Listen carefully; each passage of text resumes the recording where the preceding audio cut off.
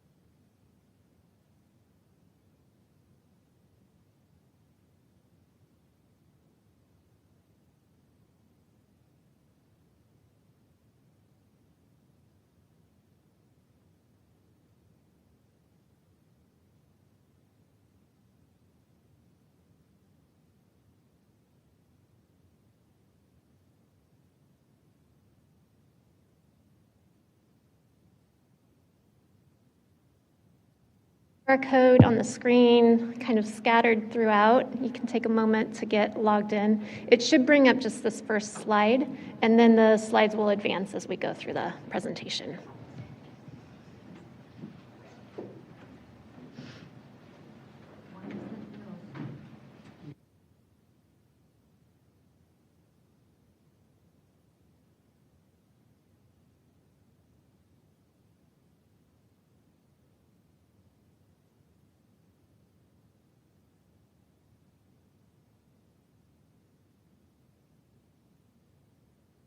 Hey everybody, my name is Greg Kapovich. I'm the Waterfront and Economic Development Director for the City of Redondo Beach. We're really excited to be here tonight. I know we've been talking boat launch for years. Hopefully this is the time we get it done. I know it will be the time we get it done. So tonight, what we're really looking to do, there's some short-term things we're trying to do, and then of course I'll go through the long-term progression of how this project is going to pan out and process through in the next 2 to 3 years. So for those of you that don't know, the boat launch is actually going to be funded by an organization called DBAW, the Division of Boating and Waterways.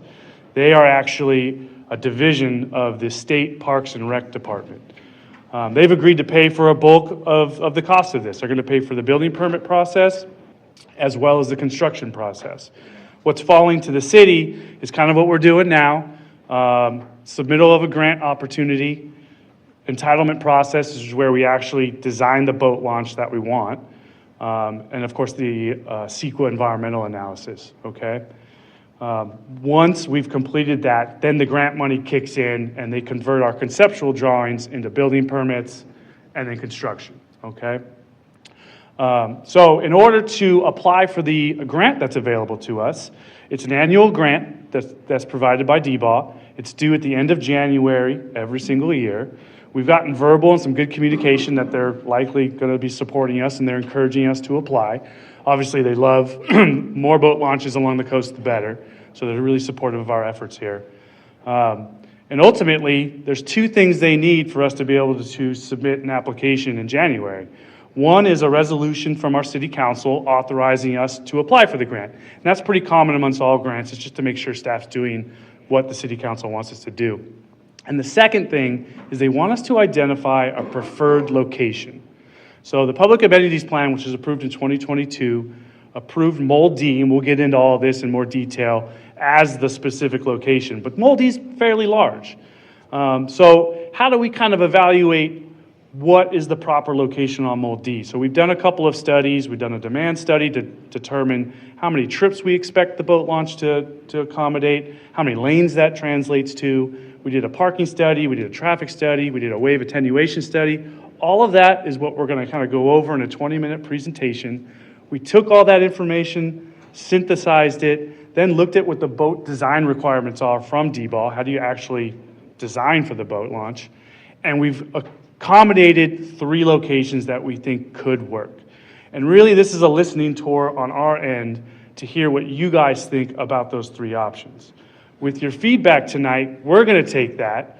We're going to essentially document it and go to the Harbor Commission, relay to them what your thoughts are, and ask them to make a recommendation to City Council on what option they think we should pursue.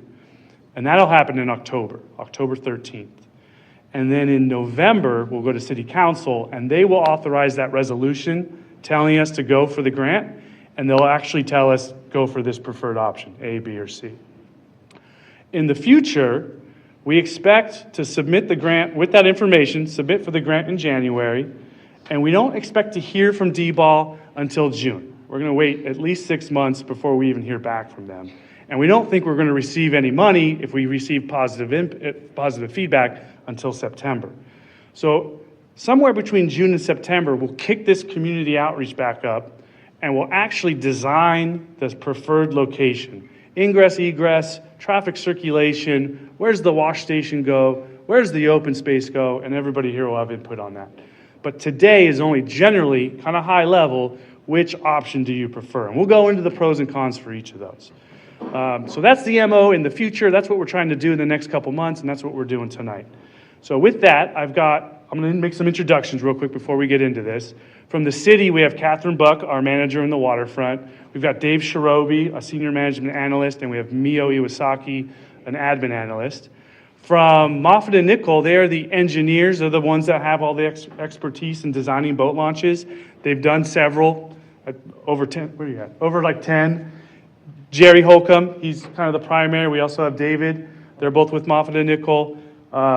Jerry's actually a local. He lives in Torrance, and he's a boater. So he wants to use this boat launch once it's built. So we've got somebody on our side there. And then with SWA, we have Jana, and we have, what was your name again? Han, that's right, Han Fu. If you don't remember, SWA was paramount in the Public Amenities Plan. They did a lot of the community outreach there. They really helped us get that vision approved. And again, they're going to take kind of the MC role tonight. So with that, I'm going to hand it over to you and get this thing underway. Good.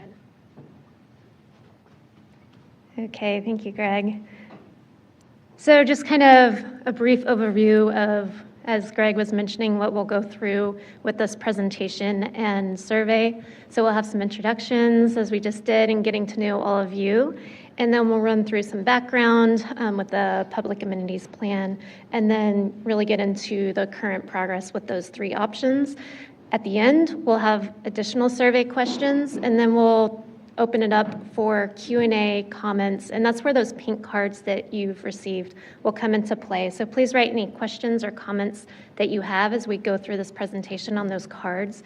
If you need more cards, just raise your hand, and Jerry or Han will come over and bring you more cards, and they'll collect them, and we'll do the Q&A at the end based on that information. So I'll just jump right into it. Project team, we went over that part. So with the survey, One more chance to get logged in if you haven't already. We're about to ask some questions, and it'll keep the code up on the screen, so if you ever drop it for some reason, you can get signed back in.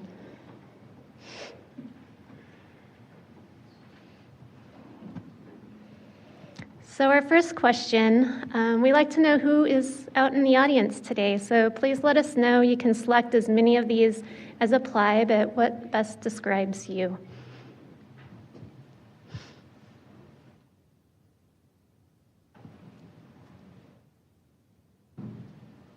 We have a lot of residents, boat owners with slips, members of the yacht club, business owners, boat owner without a slip. We don't have any visitors or tourists. Or maybe you're shy and you haven't signed in. If you're a visitor, we still want to hear from you as well. So feel free to sign in and fill out the survey.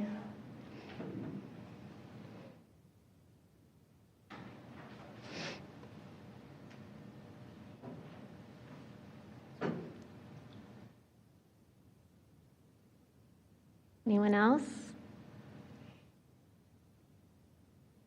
Okay. Oh, here's more. Well, we're really glad to see all of you here tonight so that we can get your feedback. The next question, we'd like to understand how often you visit King Harbor.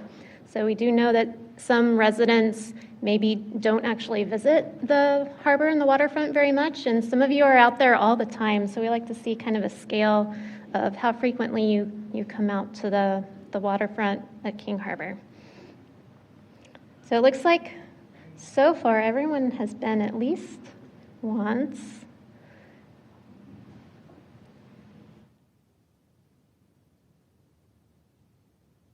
So I'd say we have a room full of experts on the waterfront.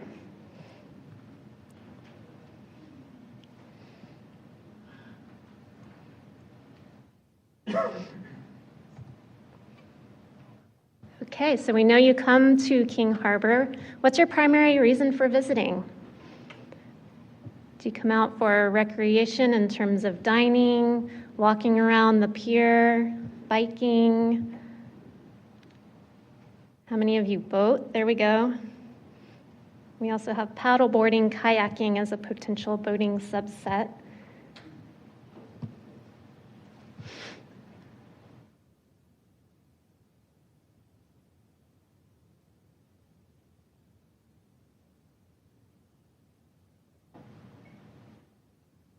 There's a lot to do at King Harbor. It looks like we have a good mix of participation.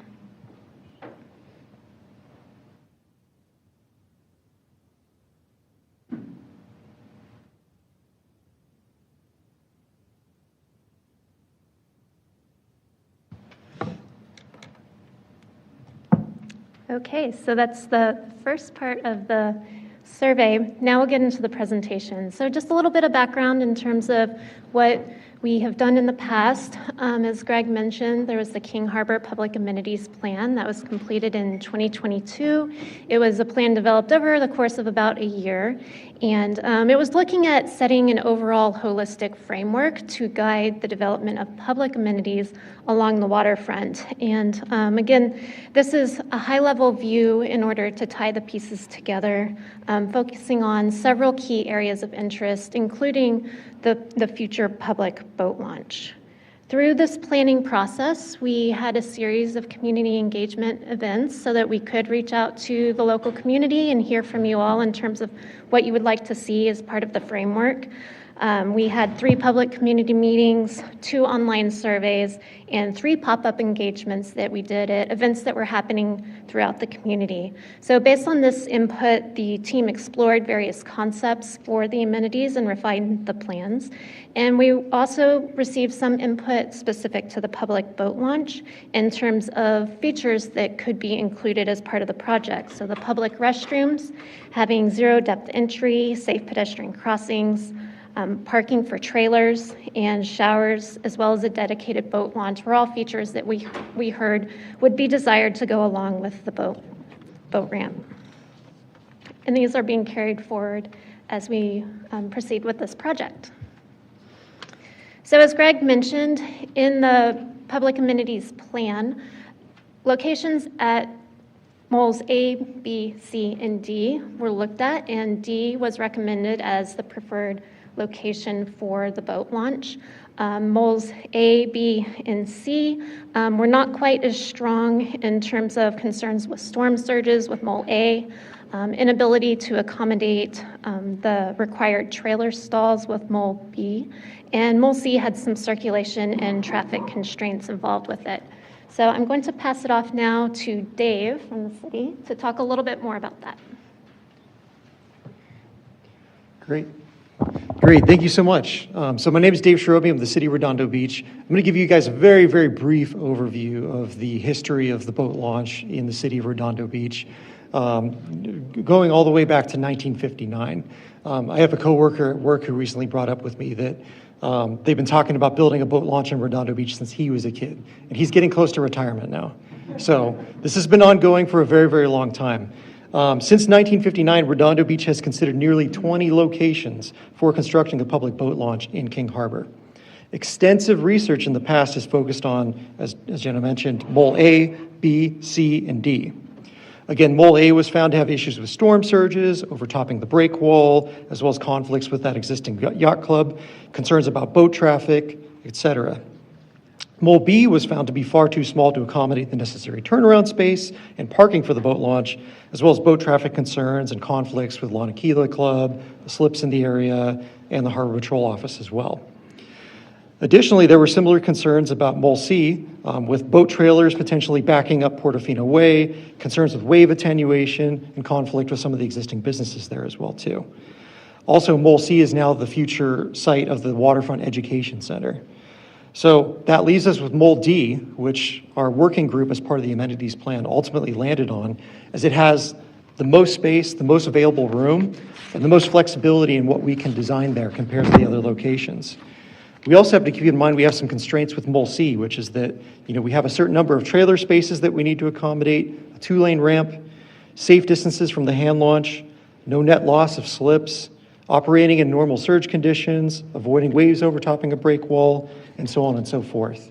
We also have to consider as well DBOG guidelines and working with the Coastal Commission guidelines as well too. So we have a lot of history here and a lot of different past with this boat launch. I'm sure we could dedicate hours to talking about it, but this is a short presentation, so I'm just giving you guys a brief overview. And I'm going to hand it off next to Jerry Holcomb with Moffett & Nichol.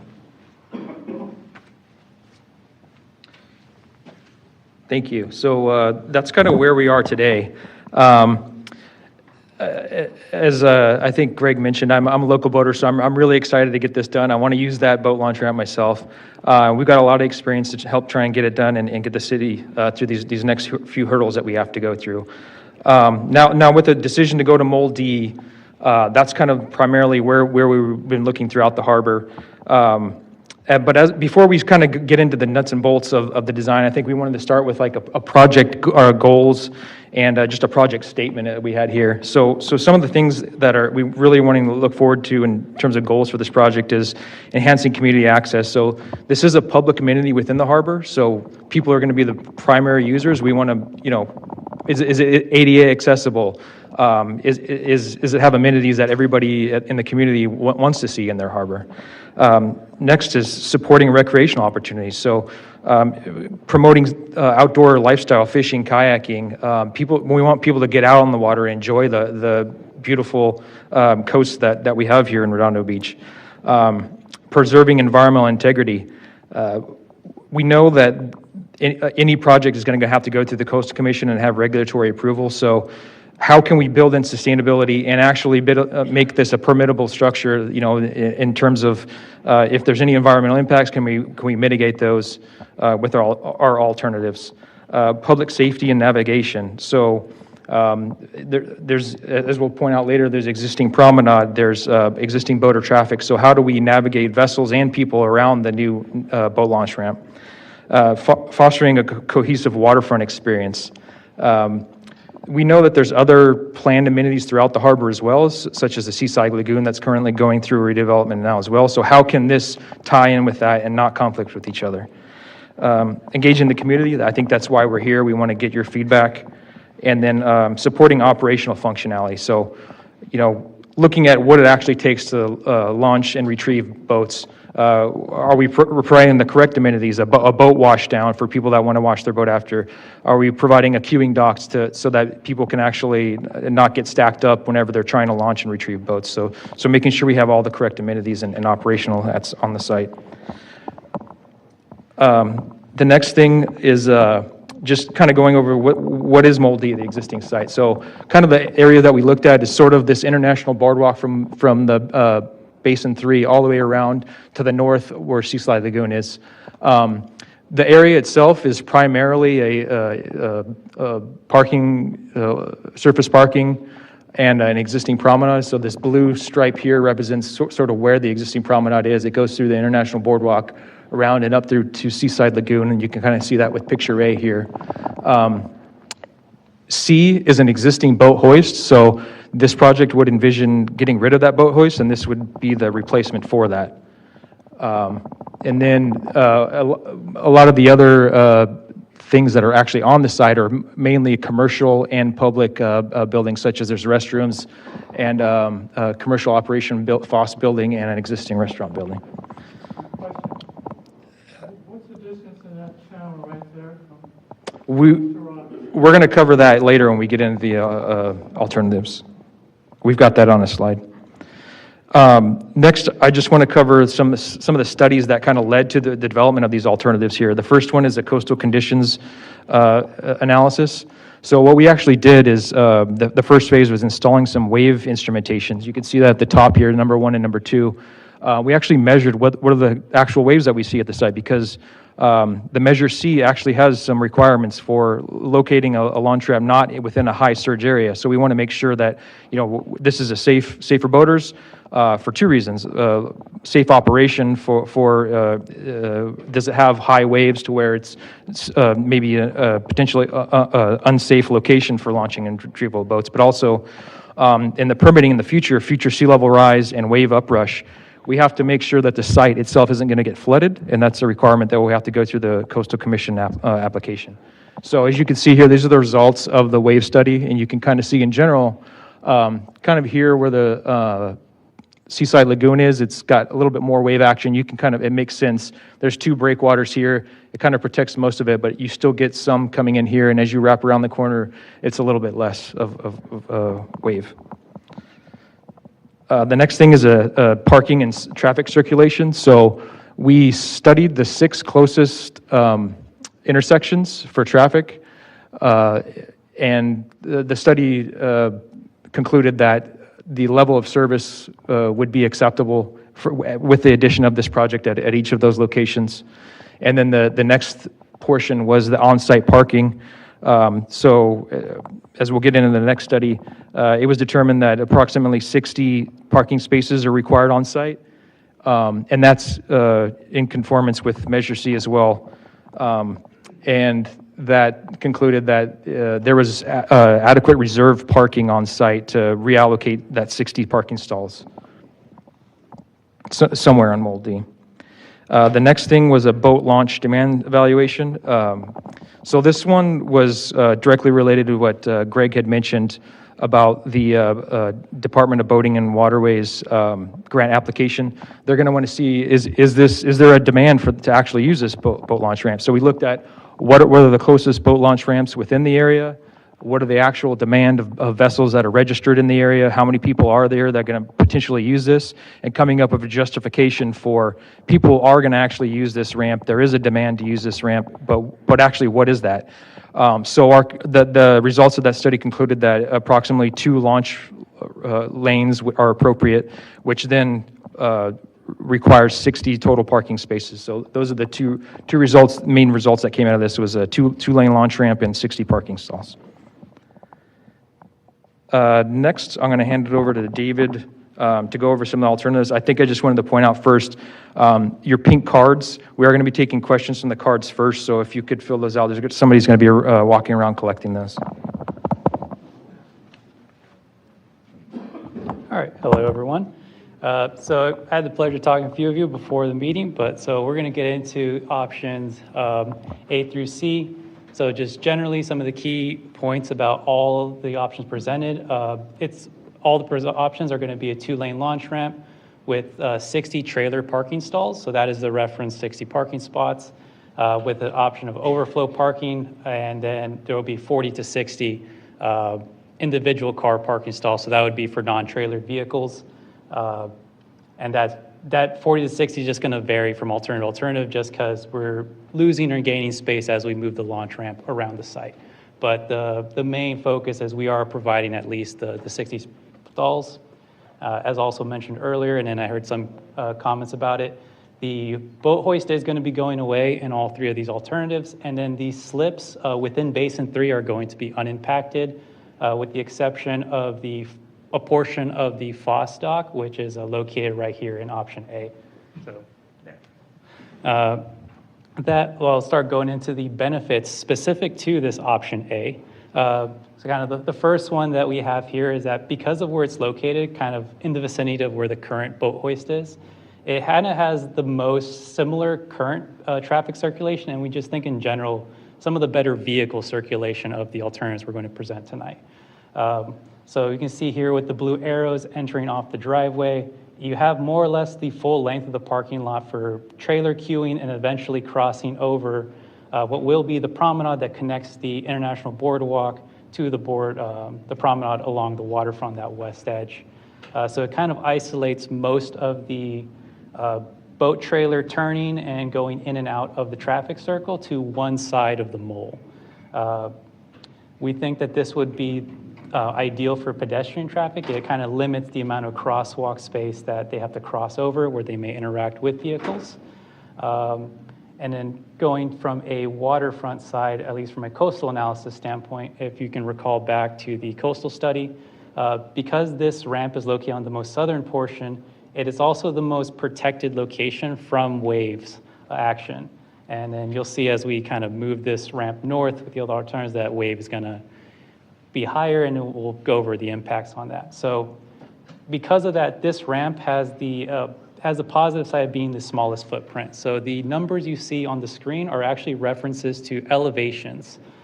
So the elevation at the top of ramp in this area would be around +12, with the bottom of ramp at -7. The reason for -7 is because based off of DBOG guidelines, there is a minimum requirement of 4-foot water depth at the design low tide, so this would prevent boats from bottoming out. And then that's where this 130-foot clearance comes in. And then kind of leads into the drawbacks. One of the main drawbacks of this alternative, and I've heard it before, but when we're aware of this, is that this is actually the narrowest navigation channel of the options presented. From our analysis of what are the ramp guidelines and then boat navigation, it does meet the minimum requirements, but it is still fairly tight. So this 130-foot distance, it was derived from DBOG guidelines, which require a 50-foot backup distance from the bottom of the ramp, and then we added an extra 80-foot on top of that to accommodate 2 20-foot vessels traveling in opposite directions to have at least 5-foot of clearance on the sides and then 10-foot of clearance in the middle. There was a question about where the distance to the rocks. We didn't measure to the rock distance because DBOG does not allow us to consider that as part of the navigation channel, so that's why it measures from -7 to essentially where -7 mean lower water depth is currently based off bathymetry files we do already have. So that's kind of the biggest drawback with this one. Secondary drawbacks to this option, because of where it's located, you can see the FOS building and the existing Basin 3 tenant buildings will have to be demoed. However, we can't just leave Basin 3 without restrooms, so those will have to be rebuilt as new facilities. And that's actually where we show them a little on top of above the turning circle, so they will have to be rebuilt. And yeah, so then I talked on the channel reduction. Other thing I want to mention, so because this has the small footprint, it has what we expect to be the lowest cost and also the lowest impact environmentally. As you see, most of the ramp is situated on the land side and doesn't actually extend into the navigation channel. So most of the construction work that would be required would be digging down, so excavation, with a minor amount of dredging once we hit that elevation of 0. So we think this would probably be the cheapest option, as well as just the easiest to get past regulatory requirements for just getting coastal commission approval and just how much soft bottom habitat we're impacting. And then kind of going on to other positives. So this also allows a lot of the waterfront on that west edge to be kind of preserved or left open for use as green space, waterfront, and even can potentially retain the restaurant building as seen there. As for other amenities, such as the zero entry walkway, located just to the side of the ramp, and then creating courtesy docks that board off to the side there.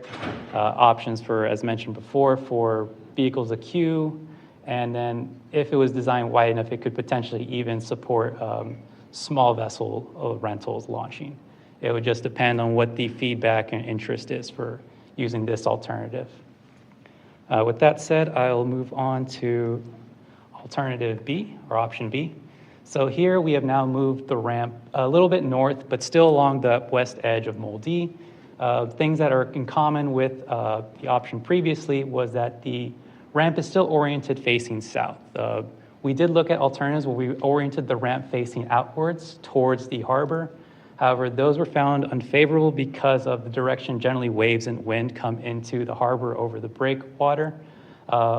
This we've found is just, it's a little more sheltered, similar to alternative one where most of the construction is occurring on land. It would essentially have walls on either side that create the grade separation, and it creates shelter for it.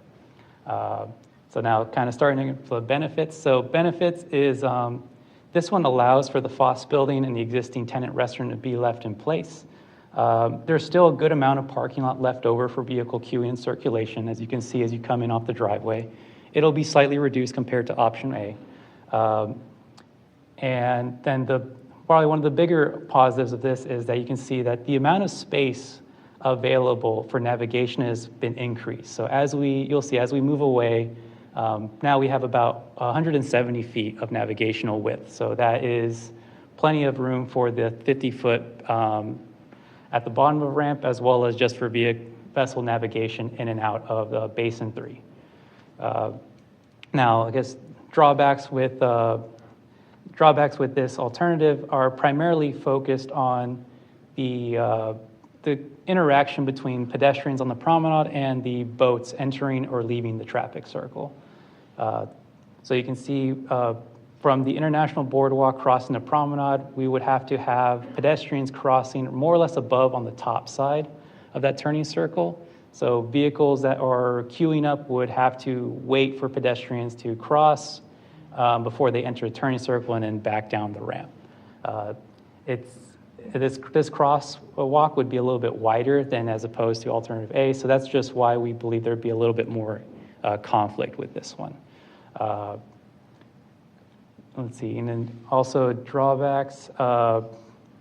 Because of where it's located, there is a lot less green space available. You're taking up a little bit of what probably would be a lot nicer greenery and kind of place for parks, benches along that west edge. But it's that's the alternative that you have to decide on. And lastly, because of where it's located, the existing restaurant that is located on Mole D could no longer be there because that would be where the ramp would be placed. And then, let's see. Lastly, let me get to option C. So this option, the last one, is we're moving the ramp kind of to the most northern part on Mole D, roughly where the old sport fishing pier used to be located. So this one, its positives are more or less that it's the closest to Harbor Drive. However, it does have a few more drawbacks in the terms of, I guess, conflict potential with pedestrian and vehicle traffic at the ramp. Kind of see here, because of how, I guess I'll start from an environmental standpoint. The reason this one has the most potential for conflict is because this ramp is oriented facing towards the harbor.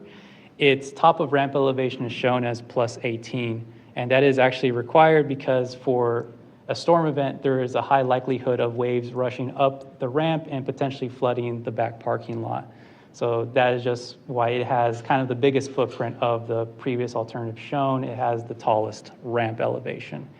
In addition to that, because we have to take considerations for sea level rise during our sea level rise study, there is going to need to be a requirement to build a sheet pile wall shown in the dashed line that would essentially provide additional protection in the future so that future storm events, you're not getting that flooding in the back area. Because of that, it's kind of a challenge to create the grading for the site to move across. That is primarily why, at least on this illustration, the promenade walkway crosses directly in front of the ramp instead of trying to wrap around the top of the turning circle. It is just kind of difficult to fit it all in and meet the elevation requirements that you need to place a ramp in this location and get it all to work kind of seamlessly. Going on to navigation though, because this is facing out to the harbor, this has essentially the most room for navigation. It's probably the least concerning as far as pinch points or bottoming out on your boats. And there's more room in general for this option. How much space is more room? Pretty much to the breakwater. I don't think, unfortunately, I guess I could go back to the picture, but if you can imagine, just if the ramp extended out, the two breakwater arms are essentially the only thing that really limit this alternative. The optimum amount of traffic you'll be able to navigate through those areas? We'll circle to those questions later. Let me just try to get through these points first. Okay, sorry. Yeah, that's all right. And then the last points I'll try to get through here is because it has such a large footprint, this actually has probably the highest cost associated with it and the most barrier or just hurdles to get through with the Coastal Commission. Because the ramp extends so far out into the water, you're going to impact a lot more soft bottom habitat to build this ramp up, and then on top of that, permitting for the future sheet pile wall. So that's just something that will have to be, it'd have to be considered if this option was selected, but it likely would be the most costly of the three alternatives presented tonight. So that's going to be an environmental and permitting kind of downside to this one. And I think the last thing I would like to add probably for this option C is that the overflow, the vehicle queuing for this one is also kind of the least optimal of them. And for this one, we actually have considered, instead of entering off of Drive 5, or the Harbor Drive entrance closest to it, which is shown as intersection 6 in the previous slide, the entrance probably that would be best for this one would be on Barrel Street, which was intersection 5 previously, which would allow vehicle queuing in the north parking lot to try and move across if this was to be selected. But yeah, those are, and then I think last positive that could be considered for this one is that it essentially has no impact to the existing buildings that are on Moldy. So restroom, Foss building, and the restaurant building have potential to be left as is. So with that, kind of going over some of the broad comments or ideas with the alternatives, we'll just kind of go into the next slide. So earlier, when you came in, you got some stickers. So these are all the amenities that are going to be considered, and the placement of these are very much subject to adjustment. They're not fixed in stone. Compared to where we showed them on our presentation or the boards you saw previously. When you came in, most of you received the little stickers, so you can kind of see where they color match, and you can put your ideas down on where you prefer to place them down. And then with that, I think I'll hand it back over to Jana. She's going to have a survey for you.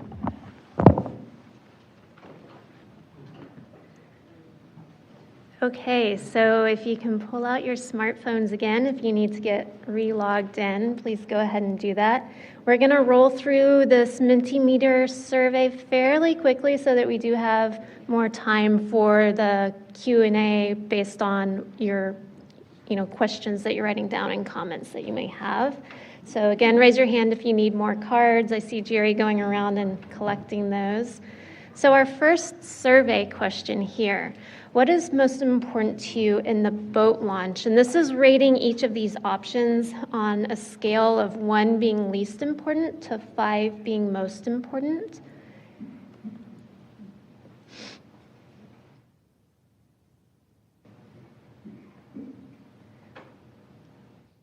This one's probably the most complicated question of the group. There we go.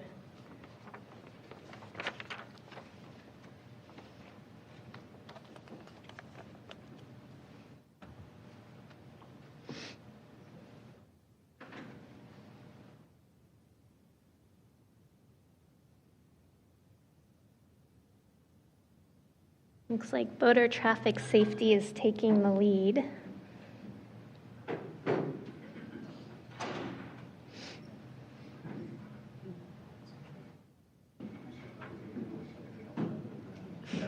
Yeah. Our other options are fairly evenly ranked.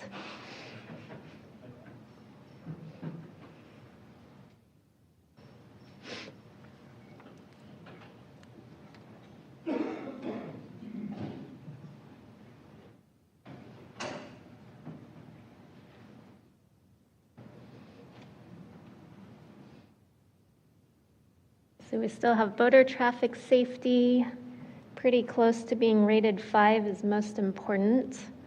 Minimizing conflict between pedestrians and bikes as well as vehicles. The next is queuing space in the parking lot and minimizing disruption to pedestrian promenade, separation of standard vehicle and trailer parking are all kind of the same. And then protection from waves is kind of all across the scale in terms of being least important to most important.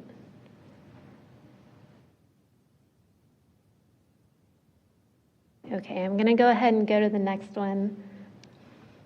So our second question, how likely would you be to use the boat launch?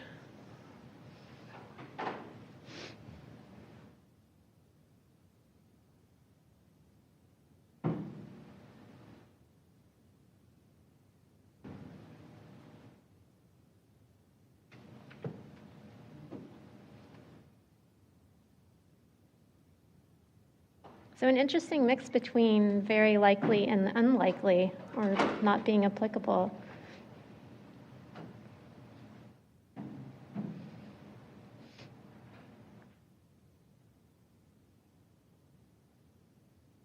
And it is important to hear from all users of the harbor, not just people using the launch, right? Because there are impacts to everyone who comes to the waterfront. So it's great to see this mix.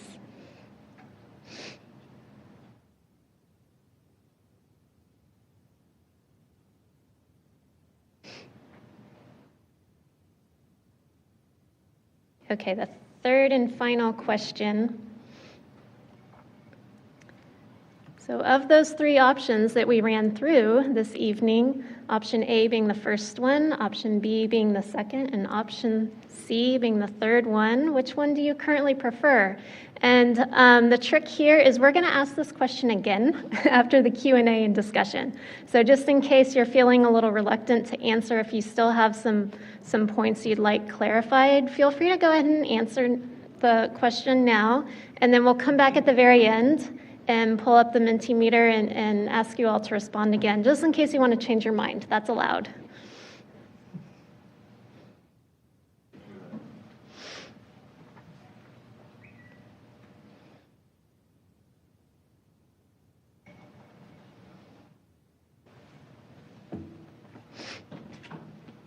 So it's looking pretty close between option C and option A.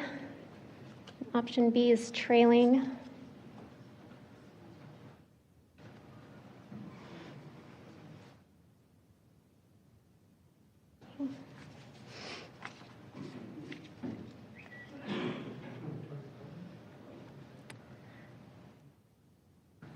Okay, so I'm going to end the Mentimeter, and we'll open it up to the questions and feedback that you all have. I'll serve as moderator and read the cards, and then members of the city team, Moffitt and Nickel, will help with giving responses.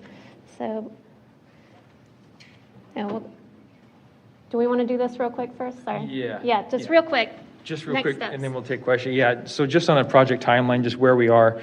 So we've kind of gone through the site investigations, conceptual design, and here we are today with the community engagement. We're still in what we're calling phase one, which is sort of the preliminary entitlement phase. So the next phase after this, we'll select a preferred alternative and then enter into a grant application. So that involves a few studies, some cost estimates, things like that. And then we'll submit that application. It's due in February of 2026. So that's the real deadline that we're trying to meet next. And once that grant application is submitted, everything going forward would be for FY 2027, so fiscal year 2027 for the California state, which is June 2027 to July 2028. So we would, a little bit before that, be able to get in the grant agreement, get final design done, and then construction could start about summer 2027. And the goal is to hopefully be done with construction by summerish 2028, hopefully ahead of the 2028 Olympics in Los Angeles as well.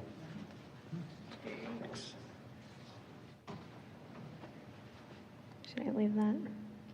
There we go. We'll go to that slide. Okay, so first up, did you forecast for more launches due to adding a boat launch?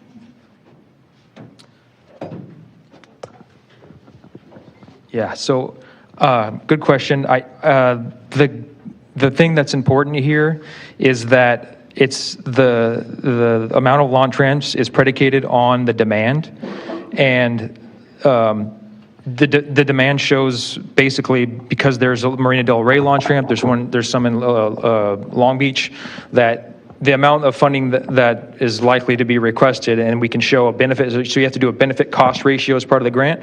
That arrived at 2 launch ramps for the next 20-ish years, 20 to 30 years, so that which it would be that grant agreement would take the project through. So. It sort of does in the near term, but we can't project out for far future because that's not something that would be paid by the grant. But the city, and we've talked about this, potentially leaving space to expand in the future rather than just building up around it. We could accommodate some space on site that could be expanded in the future. Will there be a max day parking?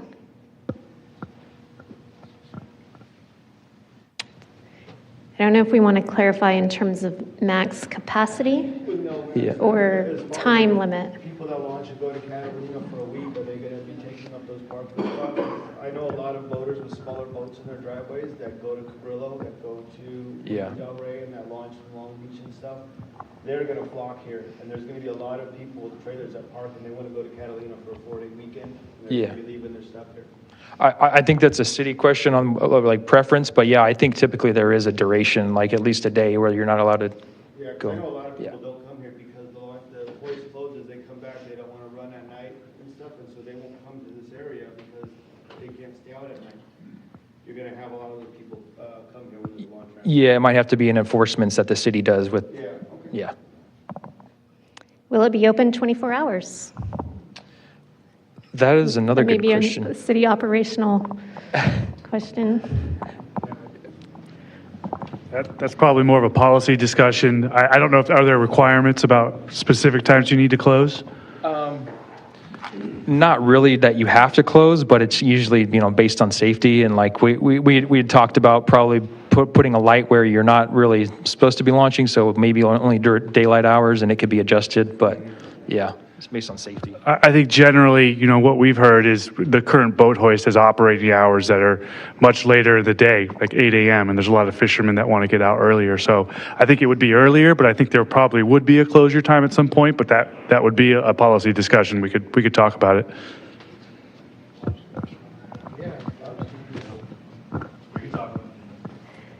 Did you account for pedal boats, paddlers, whale watch, etc.?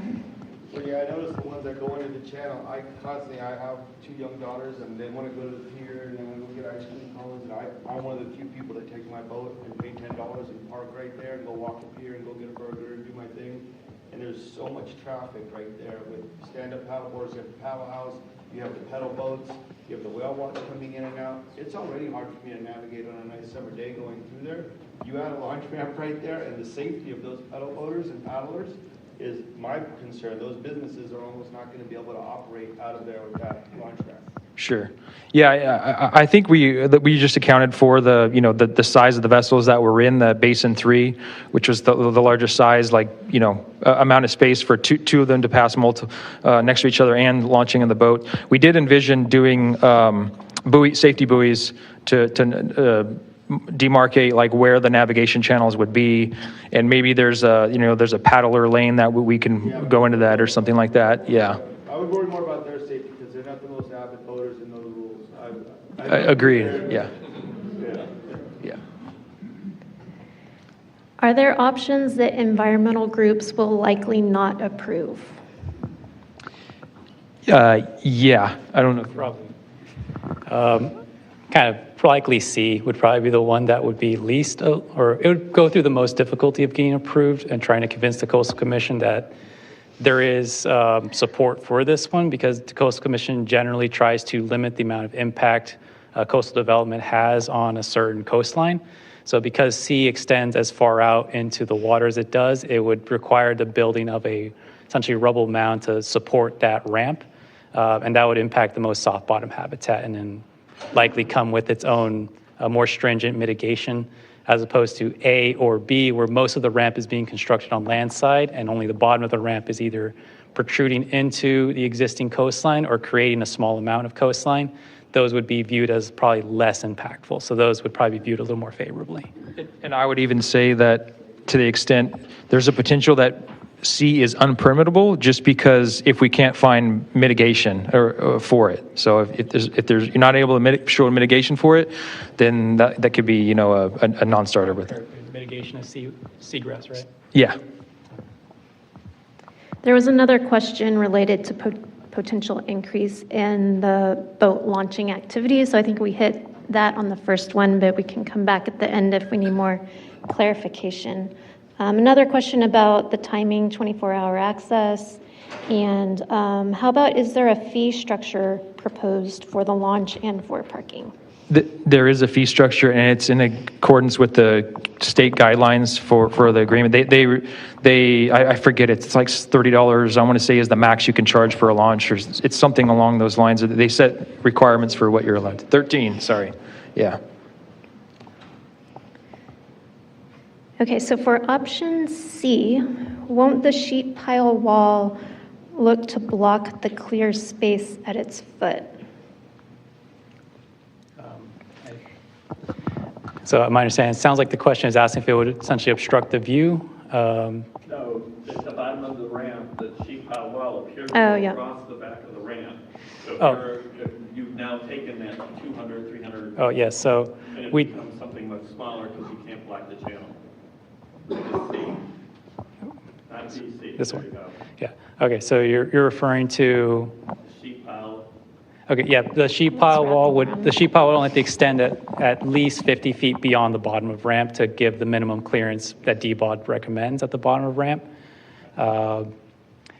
Based off of just what we measured just on CAD and the bathymetry we have, I think there'd still be more than enough clearance for navigation around the sheet pile wall.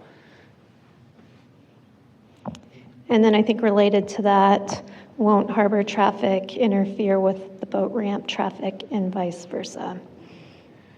So I guess kind of going back to the navigational width shown on the previous option. So with option A, it would be the most restrictive and limited just because it is the tightest corner you got to wrap around. So we're estimating it's approximately 130 foot.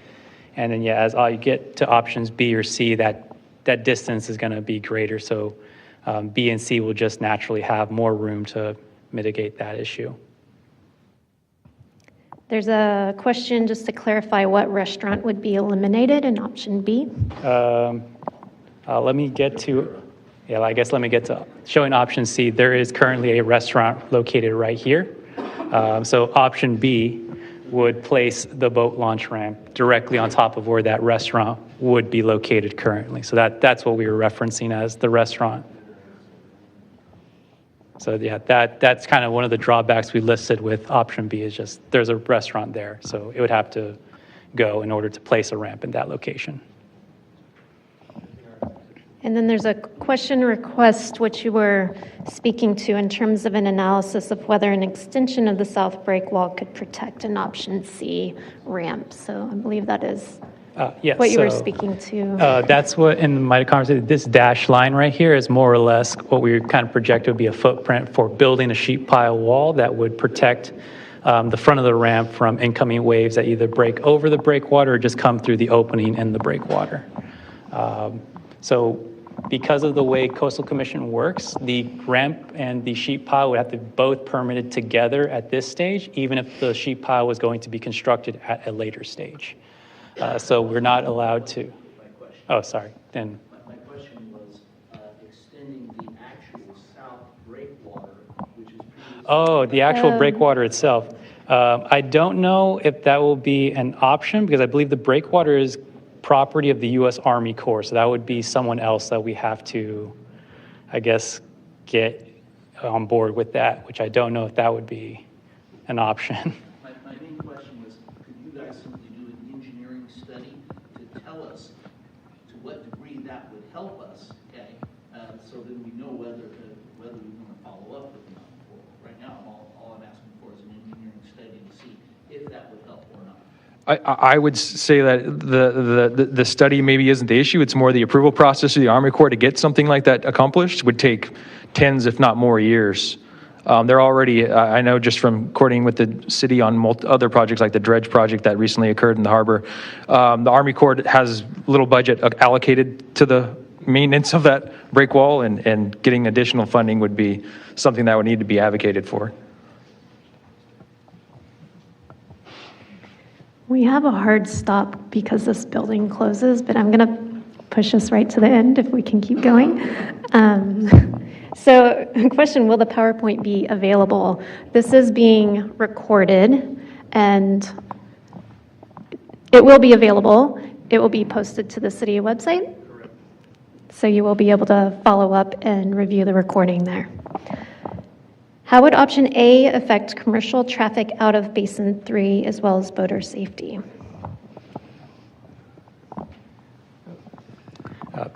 Yeah, so this is specifically to commercial vessels, so it would just limit how much room commercial vessels have to navigate in and out of that little channel way there. So as kind of mentioned earlier, the 130 foot is considering a 50 foot at the bottom ramp, which kind of discussion of having to delineate that with buoys. So it really would limit the width for commercial vessels to pass through there as an 80 foot channel width, more or less.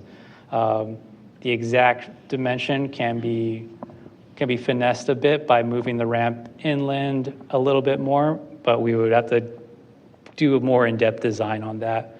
But for commercial vessels, that would effectively tell you got about an 80-foot channel width in this area right here to go through.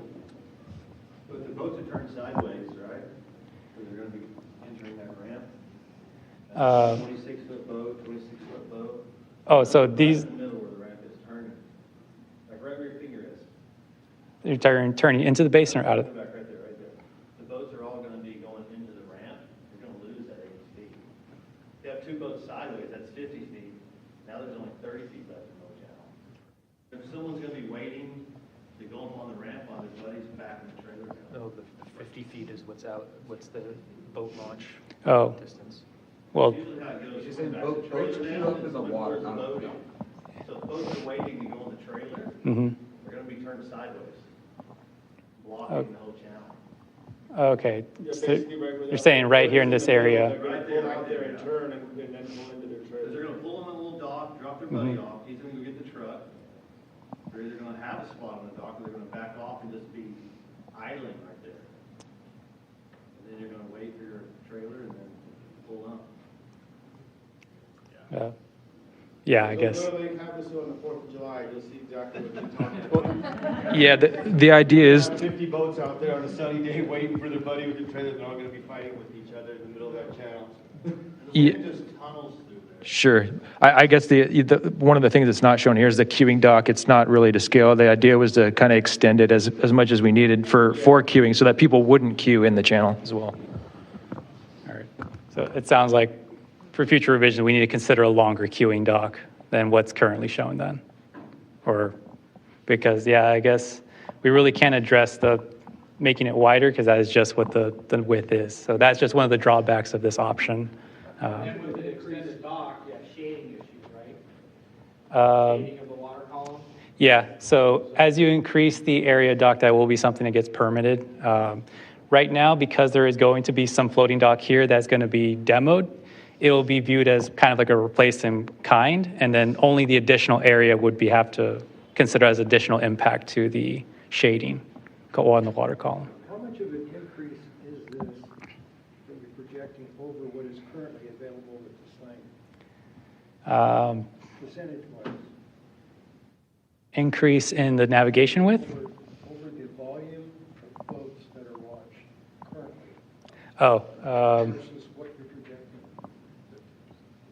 See, I think the numbers. Yeah, what does the boat hoist do now? And what would I think we have a complete from 2023, and it was like 2,000 boats launched over the entire year. What are you projecting?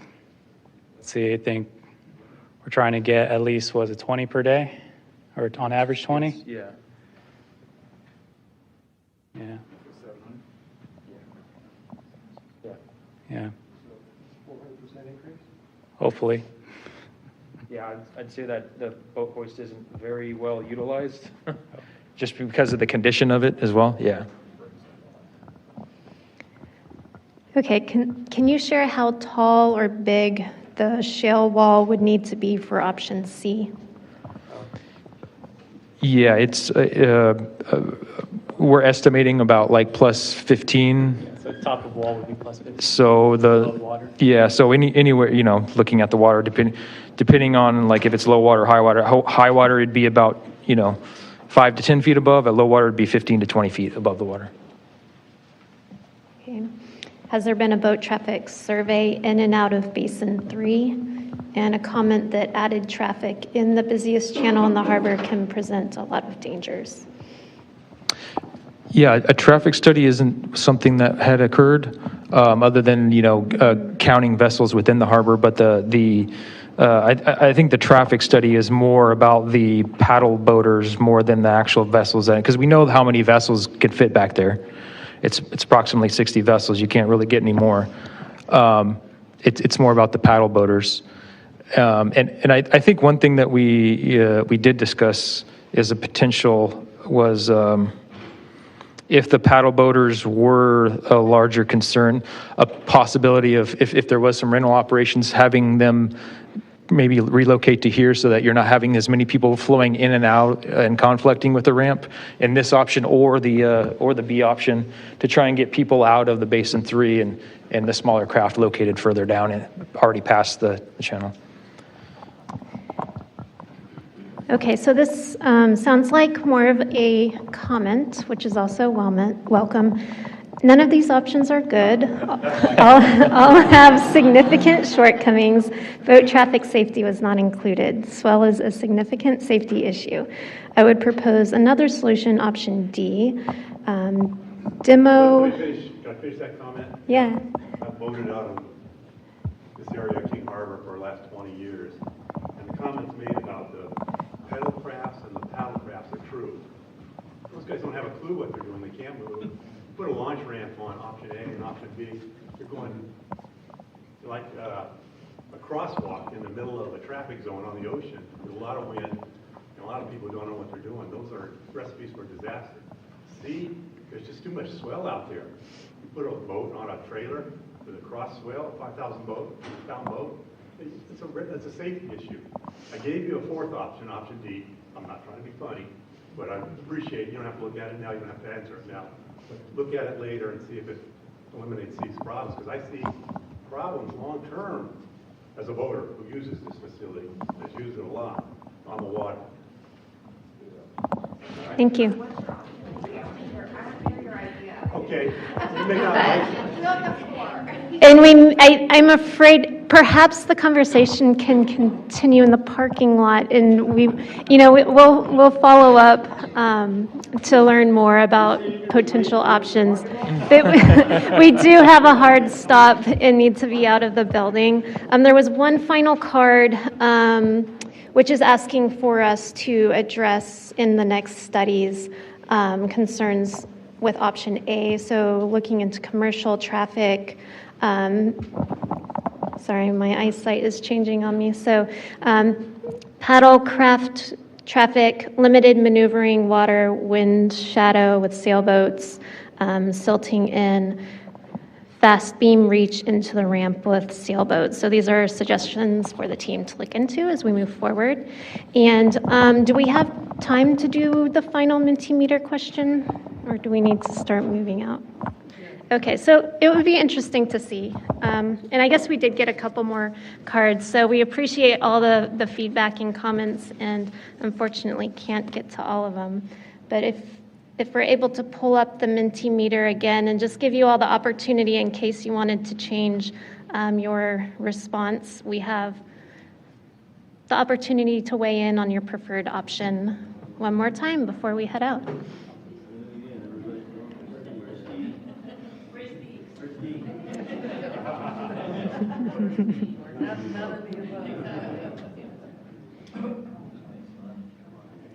The question I had, I came in late, but they can't redevelop the marina until this launch is put in.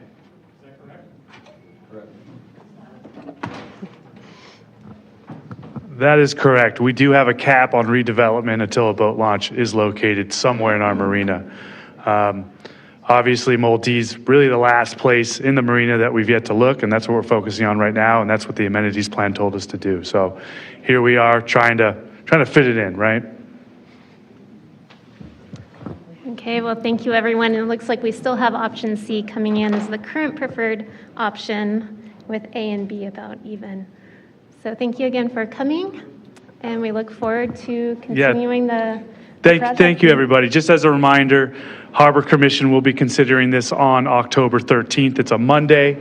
Meeting starts at 6:30. It's another opportunity for you to come and show your preference. They'll be making a recommendation to City Council on, our grant application and which one is our preferred option, and so we can submit the application itself. So thank you very much.